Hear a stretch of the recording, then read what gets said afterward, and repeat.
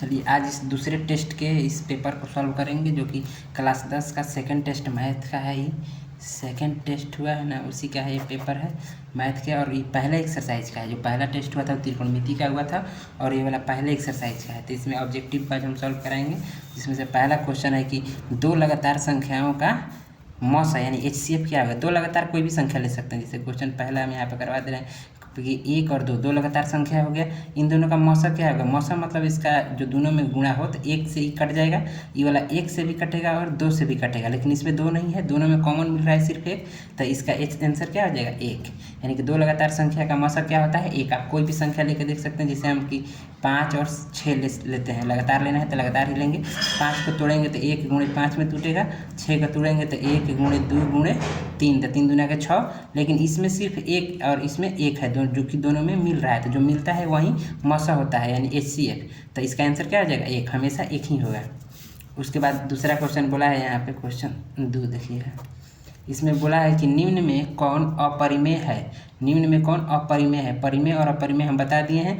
जो रूट के अंदर जिसका मान प्रॉपर रूट से बाहर ना निकल पाए उसे अपरिमेय कहते हैं। जैसे कि 100 है, बाहर निकलेगा तो 10, यानी कि प्रॉपर संख्या एक मिल गया हमें 10, वो तो ये परिमेय हो गया। रूट 16 है, 16 बाहर निकलेगा 4 और 25 में से निकलेगा 5, 5 4 9, तो वो भी एक प्रॉपर संख्या है, तो ये भी परिमेय है। लेकिन रूट 17 से बाहर निकलेगा तो पॉइंट में निकलेगा, प्रॉपर नहीं निकलेगा, इसलिए इसका आंसर क्या हो जाएगा अपरिमेय कौन है तो रूट 17। अगला क्वेश्चन है कि संख्या 2.1311311 मतलब कि बढ़ते जा रहा है। यहाँ पे 1 3 है, फिर 1 1 3 है, फिर 1 1 1 3 है, मतलब ये फिक्स नहीं है। तो जब भी कोई दशमलव का प्रसार है फिक्स ना हो तो उसे अपरिमेय कह देना है कि ये अपरिमेय है। हरदम अपरिमेय होगा, फिक्स नहीं है तो अपरिमेय, फिक्स हो जाएगा तो परिमेय हो जाएगा। ठीक, यह भी अपरिमेय है। आगे क्वेश्चन इसमें है कि 0.7 पे रेकरिंग, सिर्फ 1 नंबर पे रेकरिंग है, इसका मान पूछ रहा है। 0.7 पर रेकरिंग है यानी 1 पे सिर्फ रेकरिंग है, तो इसको लिखा जाता है 7 बटे में जिस पे रेकरिंग उसके लिए 9, और कोई संख्या नहीं है, इसलिए यही आंसर हो जाएगा। इसके जगह पे मान लीजिए आपको दे देता है 0.71 और ये दोनों पे रेकरिंग, तो इसके लिए हो जाता है 71 बटे में 99, मतलब जितनी संख्या पर रेकरिंग रहेगा उतना 9 नीचे। वहीं इसको चेंज कर कैसे देता है 0.71 पे रेकरिंग सिर्फ, तो इसके लिए क्या करते हैं 71 को पूरा लिखते हैं, जिस पे रेकरिंग नहीं है उसको घटाना है, 7 घटा देंगे, और बट्टा में जिस पे रेकरिंग है उसके लिए 9, जिस पे रेकरिंग नहीं है उसके लिए 0। इसको हल करके आप आंसर कर सकते हैं। इसमें आगे क्वेश्चन है, यानी इसका आंसर क्या हो जाएगा 7 बटे में 9, 1 ऊपर रेकरिंग है तो सिर्फ 7 और बटा में 9। आगे कह रहा है कि सअभाज्य संख्या का मौसा होता है। सअभाज्य संख्या का मौसा 1 होता है। जब हम आपको मैथ में यहाँ कुछ क्वेश्चन दिए हैं 5 नंबर के लिए कि √5 को सिद्ध कीजिए कि अपरिमेय है, 1 बटे में √7 अपरिमेय है, या यहाँ पे 4 माइनस √5 एक अपरिमेय है। ये सब जब हम क्लास में सिद्ध करवा रहे थे तो उसी समय हम बताए थे कि P/Q के रूप में होता है, और PQ जहाँ सअभाज्य संख्या है, और सअभाज्य संख्याओं का मौसा 1 होता है। तो इसमें याद रखना है कि सअभाज्य संख्याओं का मौसा 1 होता है। मौसा यानी HCF 1 होता है। ठीक, आगे चलते हैं। π/3 क्या है। π/3 हम जानते हैं कि पाई एक अपरिमेय संख्या है। पाई एक अपरिमेय संख्या है। अपरिमेय संख्या में किसी से आप भागा दीजिए, गुणा कीजिए, जोड़िए, घटाइए, कुछ भी करेंगे हरदम क्या मिलेगा अपरिमेय। यानी कि अपरिमेय संख्या में कुछ भी करेंगे तो उसका मान अपरिमेय ही होगा। 7वां क्वेश्चन इसमें दिया है कि 96 का अभाज्य गुणनखंड क्या होगा। 96 इसको करके देख लेते हैं कि 96 अभाज्य गुणनखंड जब भी बोले उसको ऐसे तोड़ देना है 96 का। तो इसमें 2 से पहले जाएगा तो ये हो जाएगा 4 बार में और 8 बार में, 48 गुना का 96। 2 से जाएगा ये 2 बार में और 4 बार में। 2 से जाएगा ये 12 बार में। 2 से जाएगा 6 बार में। 2 से जाएगा 3 बार में। तो 1 2 3 4 5 यानी कि 2 मिल गया हमको 5 बार और 1 3 मिल गया। तो ऐसा ऑप्शन में कहाँ है 2 के पावर 5 गुणे 3, यानी कि सी में ही है, तो सी हमारा आंसर। आगे है कि 5 15 और 20 के 5 15 और 20 के मौसा और लौसा और मौसा, लौसा और मौसा यानी LCM और HCF का अनुपात बताना है। संख्या है 5 15 और 20।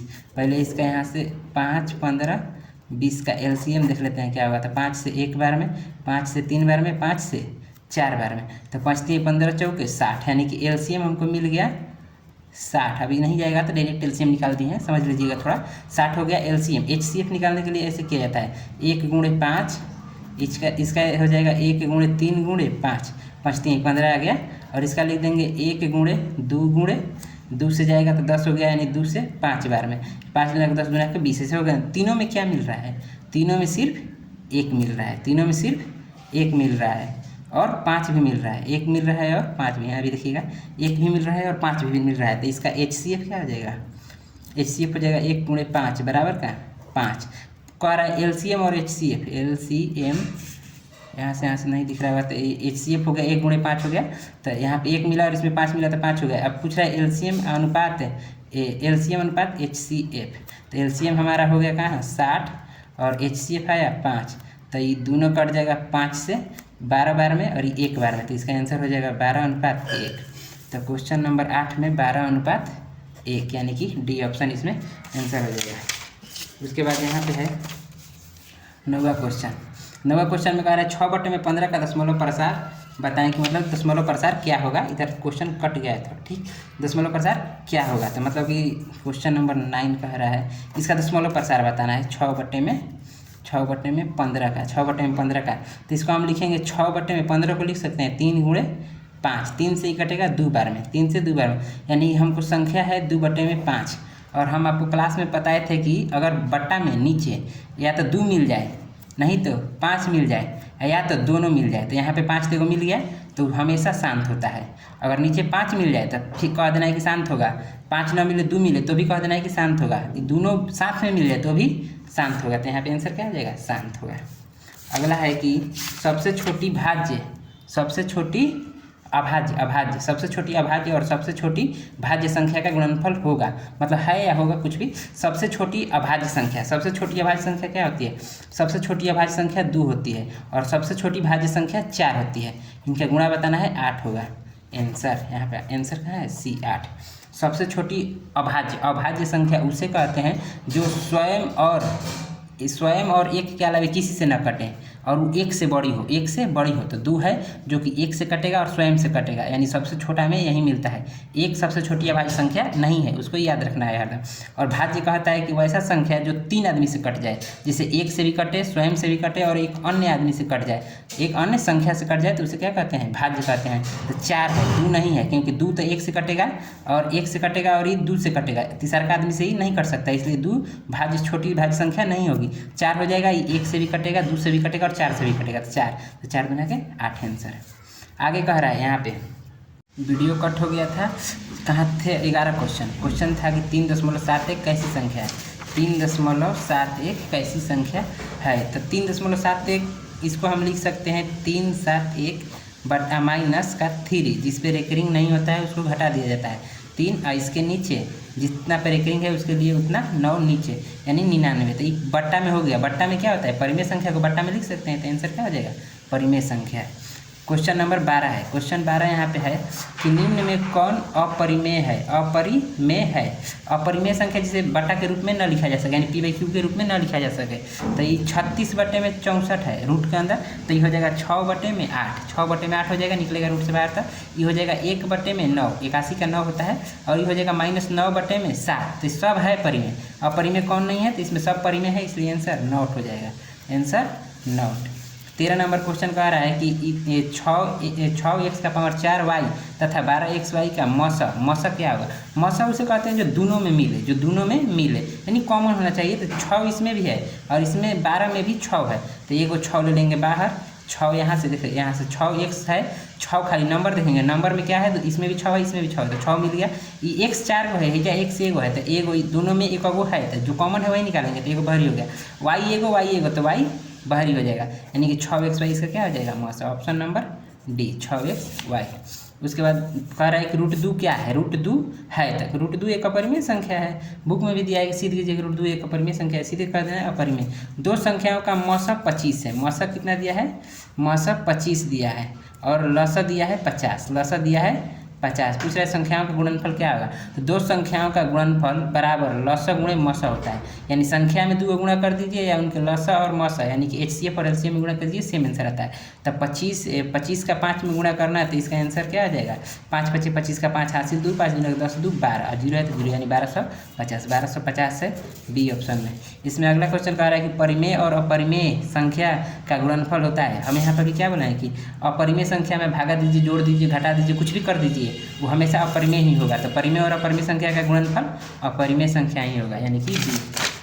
आगे क्वेश्चन है इसमें 17 नंबर क्वेश्चन दिया है कि परिमेय संख्या इतना का दशमलव प्रसार होगा, मतलब इतना ही दिया है, संख्या लिखा है 2 के पावर 3 और बट्टा में 2 के पावर 3 गुणे 5 के पावर 2, 2 के पावर 3 गुणे 5 के पावर 2, तो 2 के पावर 3 से 2 के पावर 3 कट गया, बच गया 1 बटे में, बराबर में बच गया कि 1 बटा में 2 के पावर यानी 5 के पावर 2। तो नीचे हम क्या बोले थे, या तो 2 हो या तो 5 हो या दोनों हो, तो यहाँ पे 5 है ना, 5 है तो क्या हो जाएगा, शांत हो जाएगा, दशमलव प्रसार शांत हो जाएगा। नीचे 5 हो गया तो शांत, नीचे 2 हो गया तो शांत, नीचे 2 5 दोनों आ गया तो शांत, ये याद रखना है। यहाँ पे कह रहा है कि यदि a बराबर बी क्यू प्लस आर में a बराबर 72 हो तो a बराबर 72 तथा b बराबर 9 हो तो r का मान बताना है। इसमें r बताना है, a का मान दिया है, a की जगह पे लिख देंगे 72 यानी 72, b की जगह पे दिया है 9, q का मान नहीं पता है और r का मान पूछ रहा है, ये भी नहीं पता है और ये भी नहीं पता है। तो हम जानते हैं कि 9 है तो संख्या भागा दिया गया होगा तो कम से कम 8 बार में जाएगा तो 72 कट जाएगा, 7 बार में ले जाएंगे तो 7 9 63 यानी कि 63, घटाएंगे तो यहाँ से बच जाएगा 9। तो कभी भी सेम इसके इतना यहाँ पर शेष नहीं बचता, इससे छोटा शेष होना चाहिए। तो छोटा शेष लेने के लिए 7 से आगे जाएंगे 8, तो 9 8 72 यानी 72 कट गया, यानी कि शेष कितना हो गया 0। तो r का मान क्या हो गया इसका 0, तो इसका 0 आंसर हो गया है इसका, कि r का मान क्या होगा, तो r का मान 0। आगे क्वेश्चन है कि दो क्रमिक सम संख्याओं का HCF क्या हो गया। सम संख्या में क्या होता है, ये 2 होगा तो क्रमिक 4 हो जाएगा, मतलब क्रमिक मतलब लगातार 2 के बाद 4, नहीं तो 6 लेंगे तो अगला 8 हो जाएगा। तो इसको तोड़ेंगे तो 2 गुणे 3, इसको तोड़ेंगे तो 2 गुणे 2, दोनों में क्या मिला 2, तो HCF क्या हो जाएगा 2, जो दोनों में मिलता है वही HCF होता है। इसमें भी कर लेंगे तो ये 2 को तोड़ेंगे तो 1 गुणे 2 और 4 को तोड़ेंगे तो 1 गुणे 2 गुणे 2, दोनों में क्या मिल गया 2, दोनों में मिल रहा है तो इसका HCF 2, यानी कि सम संख्याओं का HCF क्या होता है, क्रमिक सम संख्याओं का HCF 2। कह रहा है कि 2 प्लस √3 क्या है, मतलब कि 1 क्या है, मतलब कि परिमेय है अपरिमेय क्या है, तो हमेशा ही अपरिमेय संख्या में कुछ भी जोड़ो, कुछ भी घटाओ, कुछ भी भागा दो, कुछ भी गुणा करो, हमेशा अपरिमेय ही मिलेगा। उसके बाद कह रहा है कि 5005 के कितने अभाज्य गुणनखंड है, करके देख लेंगे। इसको करेंगे 5 से तो ये हो जाएगा 1 0 0 1, इसको करेंगे कितना से 7 से ही कट जाएगा, आप करके देखिएगा कट जाएगा 7 से, एक बार में 7 30 हो गया, 7 चौका 28 यानी कि 21 70 का 21 143, ये जाएगा आपको कितना से, ये लगभग चल जाएगा आपको 11 से चला जाएगा, 11 एकम 11 और 3 तो यानी 11 3 33। तो इसका कितना गुणनखंड है 1 2 3 और 4, 1 2 3 4, इसके कितने अभाज्य गुणनखंड है 4, ठीक। और ये टेस्ट का सब्जेक्टिव क्वेश्चन है जो कि आपकी क्लास में करा दिया गया है। पिछले टेस्ट की भी टॉपर जिया ही थी और इस टेस्ट की भी टॉपर जिया ही है, लेकिन उतने अच्छे मार्क्स नहीं है जितना आना चाहिए था, लेकिन टॉपर दोनों टेस्ट में लगातार जिया ही है। मिलेंगे अगले वीडियो में, तब तक के लिए धन्यवाद।